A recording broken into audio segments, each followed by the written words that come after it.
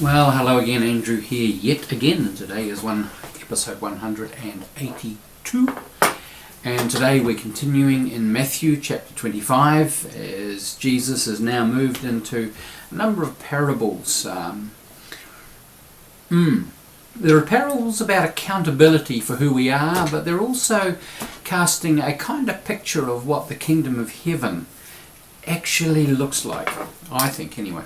So today we're up to chapter 25, verses 14 through to 30. And Jesus says, "For it," I think the kingdom of heaven, "is as if a man going on a journey summoned his slaves and entrusted his property to them." As you'll see, this is a very, very well-known parable. "To one he gave 5 talents, to another 2, to another 1, to each according to their ability. Then he went away. The one who'd received the 5 talents went off at once and traded with them and made 5 more talents. In the same way, the one who had 2 talents made 2 more talents. But the one who'd received the 1 talent went off and dug a hole in the ground and hid his master's money. After a long time, the master of those slaves came and settled accounts with them. The one who'd received the 5 talents came forward, bringing 5 more talents, saying, 'Master, you handed over to me 5 talents. See, I have made 5 more talents.' His master said to him, 'Well done, good and trustworthy slave. You have been trustworthy in a few things. I will put you in charge of many things. Enter into the joy of your master.' And the one with the 2 talents also came forward. 'Master, you handed over to me 2 talents. See, I have made 2 more talents.' His master said to him, 'Well done, good and trustworthy slave. You have been trustworthy in a few things. I will put you in charge of many things. Enter into the joy of your master.' Then the one who'd received the 1 talent also came forward, saying, 'Master, I knew that you were a harsh man, reaping where you did not sow, and gathering where you did not scatter seed. So I was afraid, and I went and hid your talent in the ground. Here, you have what is yours.' But his master replied, 'You wicked and lazy slave, you knew, did you, that I reap where I did not sow, and gather where I did not scatter? Then you ought to have invested my money with the bankers, and on my return I would have received what was mine own with interest. So take the talent from him and give it to the one with the 10 talents.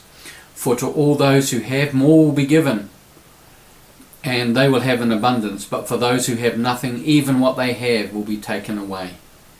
As for this worthless slave, throw him into the outer darkness, where there will be weeping and gnashing of teeth." It's a story, isn't it, with which we are so familiar. Ultimately, it focuses on the behaviour and the treatment of the 1 talent slave, the 1 talent doulos.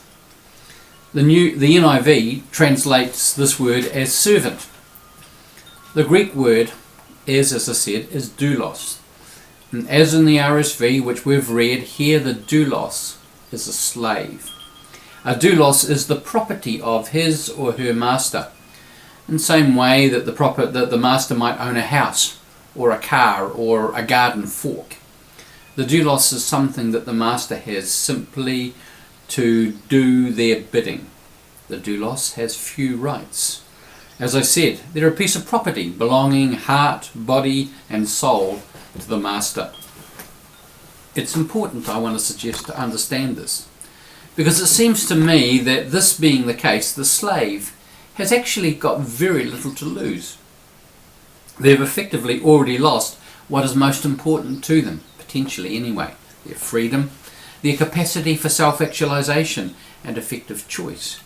They live at the whim of the master. So, when you've got to the bottom, the only way is up. Apparently, the 1 talent slave does not appreciate this and starts digging. There must surely be a lower level to which he can descend. This is effectively what he is doing in burying the talent he has been given to see what he can do with it. This is what he does with it. In uncertain times, particularly in times of war, certainly in the context that we're talking about here, burying the talent might have been and would have been a live option, as long as you remember where you buried it. It was not an uncommon practice. It would seem, though, that the banks were fully functioning and that there was a measure of social cohesion and settledness. This was not a necessary thing for him to do. The joy in the story rests with the 5 and 2 talent slaves. Not only have they the joy of the master who rejoices in them, who rejoices in their achievements, who rejoices in who they've become.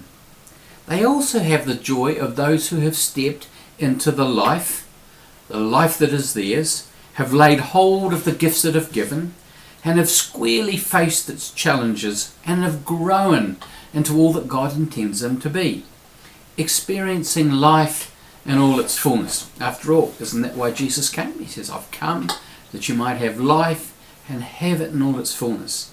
These two have grasped this. This, it seems to me, presents a picture of the kingdom of heaven yet to be, but also hints at how we might start to lay hold of that kingdom on this side of eternity. The Master, he knows the potential and the capability of each of the recipients of his generosity.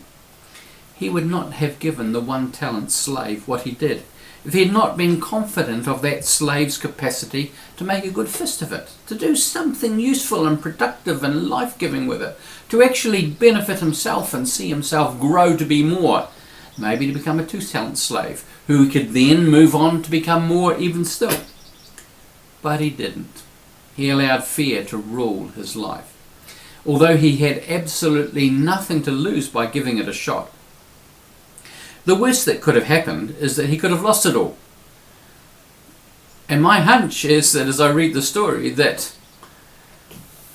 the master would have preferred that at least he'd given it a go.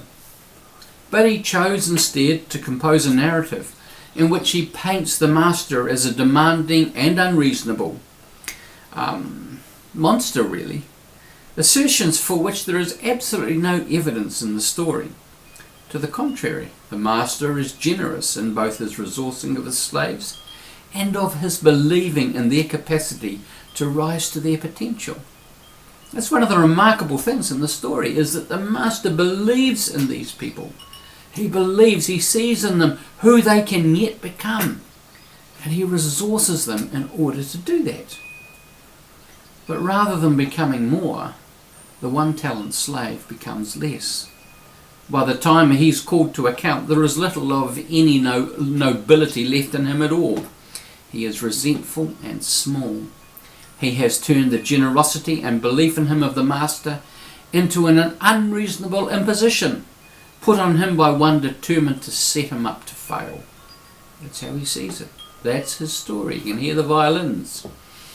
He refuses to accept any responsibility for his situation, for his own failure to thrive.